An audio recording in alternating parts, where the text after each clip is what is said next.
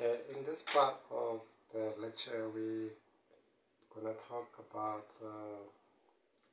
special rules pertaining to second-hand goods, and obviously certain requirements that deem something to be second-hand good. Unfortunately, I will not put the requirements of second-hand goods in the board as well for the sake of saving time. I'll try to maybe just basically talk about what I can remember and what I can basically try to bring through to you in this discussion. Like second-hand goods are basically goods that were previously used or previously owned and used. They must have been used. If you had a good that was in a box and you had it for 3 years, it's not a second-hand good because it's never been used. So make sure that when you're dealing with a question of second-hand goods, you wanting to answer the question of saying that good was actually owned and used before, and it does not apply to animals because animals cannot be second-hand goods, and it also does not apply to items which contain gold. It does not apply because previously you've gotten people that would melt gold within particular items that contain gold, and those items would likely not be in their original state of nature that they used to be in. So as such, these items would now not be in their original state. So SARS basically did away with that because such items would also have been like computers that would contain gold within them and stuff, So they'd likely take out the gold and do whatever with the gold, and the computer would likely not be in its original state. So it excludes items that actually contain gold, unless if those items were kept to that original format.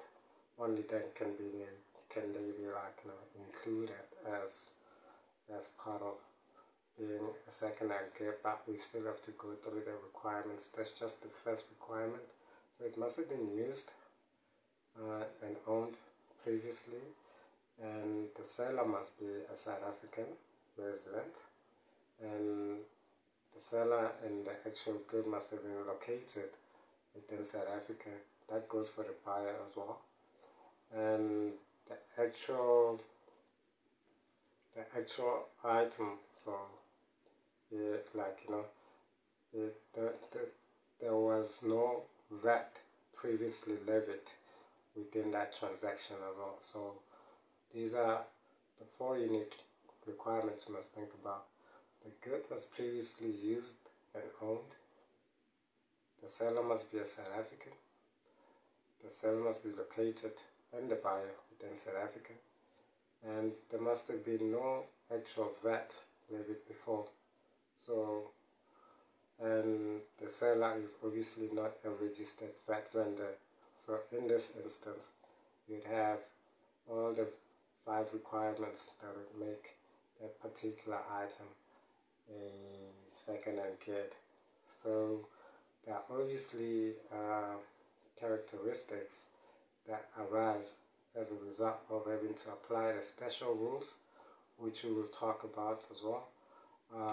However, just with the actual special rules, we can touch on that in saying you have to be mindful of when payment is paid, or when a certain portion of payment is made. When a certain portion of payment is made, then you can actually account for that to be the actual timing of supply.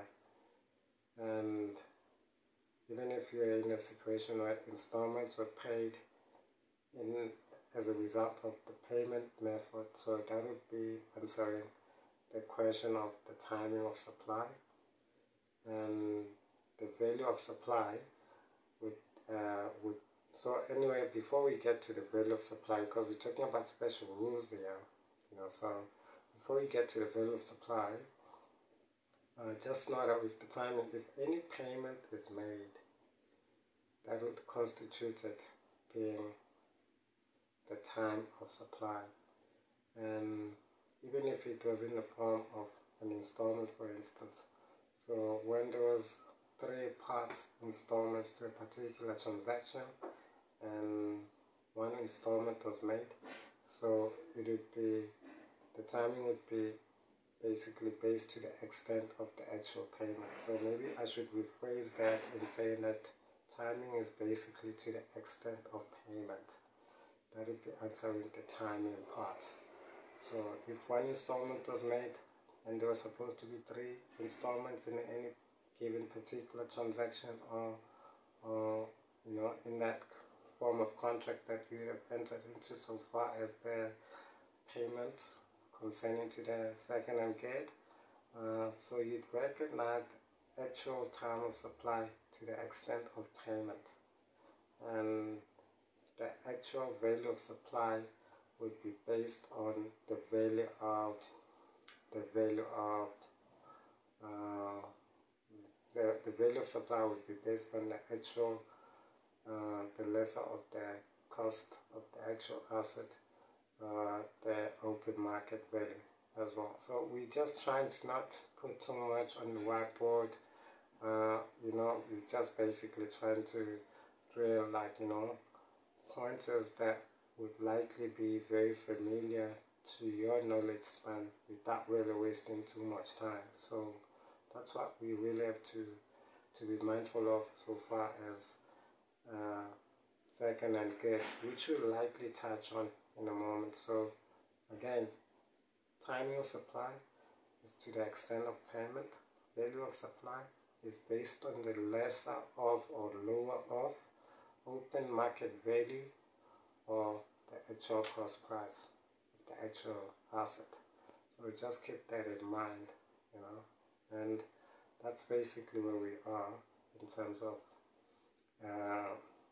second-hand goods. So second-hand goods as well can